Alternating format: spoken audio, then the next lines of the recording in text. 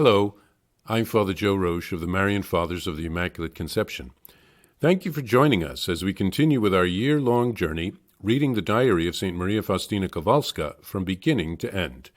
Today we take up from where we left off, beginning with diary number 866.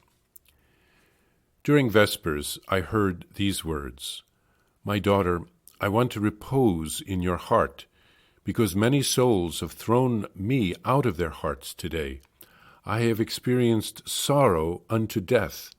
I tried to comfort the Lord by offering him my love.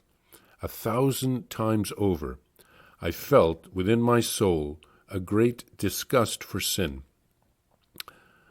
My heart is steeped in continual bitterness, because I want to go to you, Lord, into the fullness of life. O Jesus, what a dreadful wilderness this life seems to me. There is on this earth no nourishment for either my heart or my soul. I suffer because of my longing for you, O Lord. You have left me the sacred host, O Lord, but it enkindles in my soul an even greater longing for you, O my Creator and eternal God. Jesus, I yearn to become united with you. Deign to hear the sighs of your dearly beloved. Oh, how I suffer, because I am still unable to be united with you, but let it be done according to your wishes." January 5th, 1937. This evening I saw a certain priest, probably Father Sopochko, who was in need of prayer for a certain matter. I prayed fervently because the matter is very close to my heart as well. Thank you, Jesus, for this kindness. O Jesus, have mercy. Embrace the whole world and press me to your heart. O Lord, let my soul repose in the sea of your unfathomable mercy. January 6th, 1937. Today, during Holy Mass, I was unwittingly absorbed in the infinite majesty of God. The whole immensity of God's love flooded my soul. At that particular moment, I became aware of how much God abases himself for my sake. He, the Lord of Lords, and what am I, miserable being that I am, that you would commune thus with me? The wonder that took hold of me after this special grace continued very vividly throughout the entire day. Taking advantage of the intimacy to which the Lord was admitting me, I interceded before him for the whole world. At such moments, I have the feeling that the whole world is depending on me. My Master, cause my heart never to expect help from anyone, but I will always strive to bring assistance, consolation, and all manner of relief to others. My heart is always open to the sufferings of others, and I will not close my heart to the sufferings of others, even though, because of this, I have been scornfully nicknamed Dump.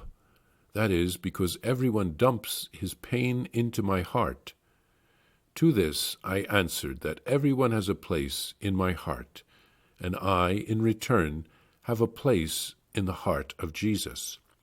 Taunts regarding the law of love will not narrow my heart. My soul is always sensitive on this point, and Jesus alone is the motive for my love of neighbor. January 7th. During the Holy Hour, the Lord allowed me to taste his passion. I shared in the bitterness of the suffering that filled his soul to overflowing. Jesus gave me to understand how a soul should be faithful to prayer despite torments, dryness, and temptations, because oftentimes the realization of God's great plans depends mainly on such prayer. If we do not persevere in such prayer, we frustrate what the Lord wanted to do through us or within us. Let every soul remember these words. And, being in anguish, he prayed longer. I always prolong such prayer as much as is in my power and in conformity with my duty. Here, Jesus seeks to rest in St. Faustina's heart because he knows that she loves him. so many others take Jesus for granted. Faustina writes again about her desire to be with the Lord forever. Earth seems like a desert and a place of exile to her. Her longing is a purification and a preparation for heaven.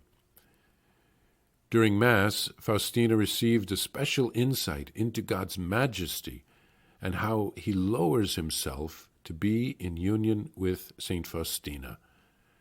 God's love is amazing, so she intercedes for all of us. Faustina writes that her heart is like a dumping ground where all people deposit their pain, but she takes it all in and prays for them. She has a very generous heart like Jesus. And then Faustina experienced Jesus' passion during a holy hour. She writes of the need to pray more and for a longer time when we are tempted to flee from prayer because of dryness or for other reasons. We don't have to feel anything during prayer in order for it to be powerful. Jesus wants us to be there with him, so he has time to work on our heart.